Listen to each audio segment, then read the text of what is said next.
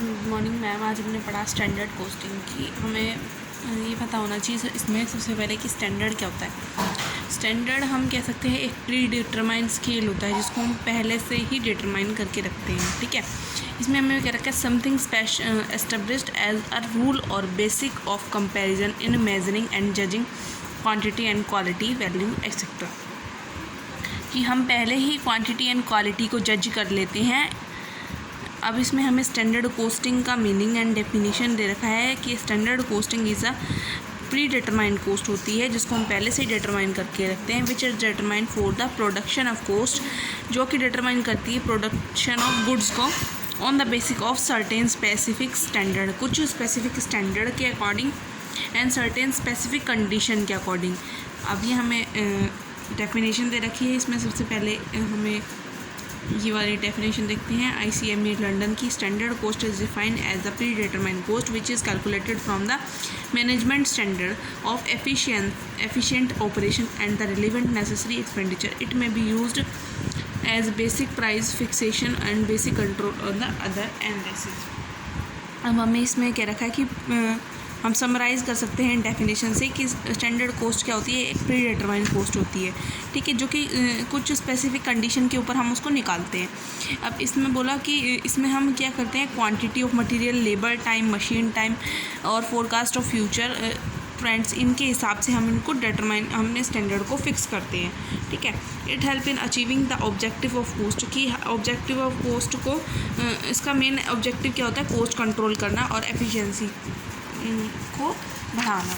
ठीक है, इसके बाद है स्टैंडर्ड कॉस्टिंग का मीनिंग एंड डेफिनेशन कि स्टैंडर्ड कॉस्टिंग क्या होती है। Standard costing is a process and technique, ये एक टेक्निक होती है और एक प्रोसेस होती है अकाउंटिंग की, which is actual cost incurred and compare with the कि हमारी एक्चुअल में कितनी कॉस्ट आई और प्री डिटरमाइन हमने कितनी कॉस्ट कर रखी थी। On the basis of comparison efficiency of operation is determined and necessary corrective measures. अगर इसके जो वेरिएंस आता है, जो इन दोनों में अंतर आता है एक्चुअल कॉस्ट में और हमारी जो स्टैंडर्ड कॉस्ट थी, तो उसको क्या कहते हैं, वेरिएंस। अब में ये देखा जाता है कि हमारा वेरिएंस क्यों आया, किस कारण से हमारा वेरिएंस आया।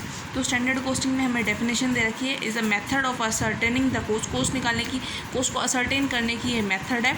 Where statistic are prepared to show standard cost बनाएंगे, फिर एक्चुअल कॉस्ट देखेंगे और डिफरेंस निकालेंगे, the difference between these cost which is term as variance, जिसको हम वेरिएंस बोलते हैं। उसके बाद हमें दे रखा है the ascertainment of cost of various element, हम किस किस की कॉस्ट निकालते हैं, स्टैंडर्ड कॉस्ट, मटेरियल की, लेबर की और ओवरहेड की। ठीक है, कंपैरिजन ऑफ एक्चुअल कॉस्ट, फिर प्री डिटरमाइंड कंपैरिजन करते हैं हम एक्चुअल कॉस्ट का प्री डिटरमाइंड और स्टैंडर्ड कॉस्ट से।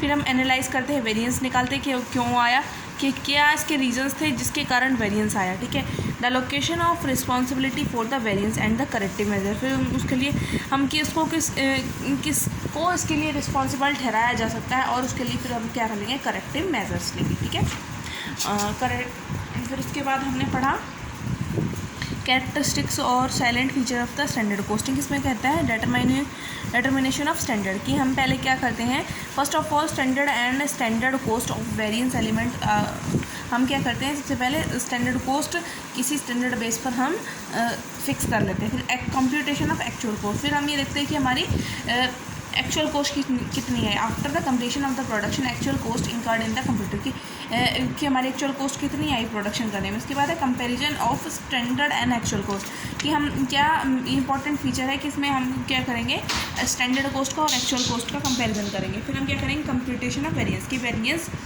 कितना आ रहा है, कि फिर उसके बाद करते हैं एसर्टेनमेंट ऑफ रीजन ऑफ वेरिएंस, कि कितने कि वेरिएंस किस कारण से आया, कि क्या कारण थे जिनके कारण standard cost and actual cost में वेरिएंस आया, और वेरिएंस को आइडेंटिफाई किया जाता है और उसके लिए कंट्रोलेबल और अनकंट्रोलेबल हो सकते हैं। Study of option, after identifying various causes of variance different option to overcome this variance and studied, फिर वेरिएंस को स्टडी किया जाता है। ठीक है, फिर उसके बाद है presentation of report to the management, की मैनेजमेंट को उसकी रिपोर्ट दी जाती है कि इसके लिए नेसेसरी करेक्टिव एक्शन लिए जाए, जो भी वेरिएंस आया उसको मिनिमाइज़ किया जाए। उसके बाद हमने पढ़ा ऑब्जेक्टिव ऑफ स्टैंडर्ड कॉस्टिंग, के क्या क्या ऑब्जेक्टिव हो सकते हैं, increase in efficiency and productivity, कि जितने भी कि जितना हमारा फर्स्ट ऑब्जेक्टिव क्या होता है स्टैंडर्ड कोस्टिंग में, कि हमारे जो क्वालिटी इम्प्रूव हो और कॉस्ट क्या हो, मिनिमाइज़ हो जाए, ठीक है।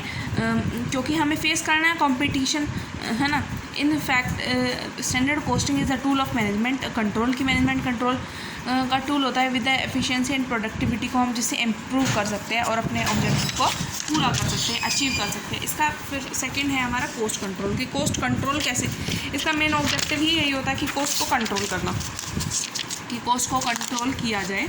उसके बाद डिटरमाइनिंग ऑफ रिस्पॉन्सिबिलिटी, की जो वेरिएंस आए किस कारण से आए, क्यों आए, किसके ऊपर इसको रिस्पॉन्सिबिलिटी दी जाए कि उसके कारण इसके वेरिएंस आए। सप्लीमेंटली टू बजट कंट्रोल, कि standard costing is also adopted to make budgetary control और सक्सेस, की जो स्टैंडर्ड कोस्टिंग है वो अडॉप्ट किया जाता है बजटरी कंट्रोल के लिए भी। इनफैक्ट अगला है इन्फॉर्मेशन टू द मैनेजर, कि मैनेजमेंट को क्या दी जाती है, इन्फॉर्मेशन दी जाती है कि हमारी स्टैंडर्ड कोस्टिंग इतनी है, हमारे ऑब्जेक्टिव हैं स्टैंडर्ड कोस्टिंग के ये हैं और हमें इसको अचीव करना है, इसके लिए हम प्री डिटरमाइंड प्लान बनाएंगे उनको अचीव करने के लिए, ठीक है। और जिससे कि हम और अगर हमारे वेरिएंस आया है तो उससे जो with in time appropriate time में उसके लिए एक्शन लिया जा सके, करेक्टिव मेजर्स लिए जा सके, ठीक है। प्रोग्रेसिव ऑफ मैनेजमेंट, इसके बाद है प्रोग्रेसिवनेस ऑफ मैनेजमेंट, की इसका मेन ऑब्जेक्टिव, इसका एक ऑब्जेक्टिव यही होता है स्टैंडर्ड कोस्टिंग का, कि डेवलप करना feeling of look forward among the managers में, लुकिंग फॉरवर्ड की हमें क्या करना है, डेवलप करना है उसको, और to make management dynamic and progressive continuously, कि उसको डायनेमिक किया जाए कि जितने भी बिजनेस ऑर्गेनाइजेशन है जिसमें बूम आता है, रिसेशन आता है इकोनॉमी में, तो वो उसको उन सबको झेल पाए। फिर उसके बाद हमने पढ़ा एडवांटेजेस।